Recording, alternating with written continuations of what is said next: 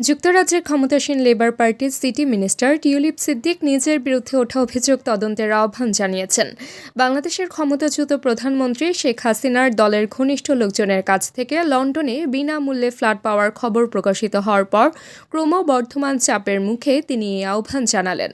সোমবার বিবিসির প্রতিবেদনে বলা হয়েছে, যুক্তরাজ্যের একটি স্বাধীন তদন্তকারী কর্তৃপক্ষ এটি তদন্ত করবে।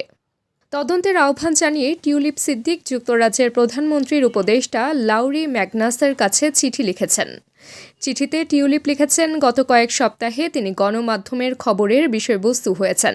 সেখানে তার আর্থিক বিষয় এবং বাংলাদেশের আওয়ামী লীগ সরকারের সঙ্গে তার পরিবারের সংযোগের বিষয়গুলো উঠে এসেছে। এর অনেক কিছুই সঠিক নয়। তিনি লিখেন, আমি নিশ্চিত যে আমি কোনো ভুল করিনি, তবে সন্দেহ দূর করার জন্য আমি চাই আপনি স্বতন্ত্রভাবে এই বিষয়ের সত্য উদ্ঘাটন করুন। এদিকে লেবার পার্টির কর্মকর্তারা জানিয়েছেন, টিউলিপ সিদ্দিক এই সপ্তাহে চ্যান্সেলর র্যাচেল রিভোলসের নেতৃত্বে চীনের ট্রেজারি প্রতিনিধি দলের সফরে যোগ দেবেন না। তিনি দেশে থেকে তদন্তে সহযোগিতা করবেন। টিউলিপ সিদ্দিক বাংলাদেশের ক্ষমতাচ্যুত প্রধানমন্ত্রী ও আওয়ামী লীগ সভাপতি শেখ হাসিনার বোন শেখ রেহানার মেয়ে। তিনি যুক্তরাজ্যের আর্থিক খাতে দুর্নীতি বন্ধের দায়িত্বে আছেন। তবে সম্প্রতি যুক্তরাজ্যের রাজধানী লন্ডনে টিউলিপ সিদ্দিকের বসবাস করা একাধিক ফ্ল্যাট নিয়ে বিতর্ক দেখা যায়।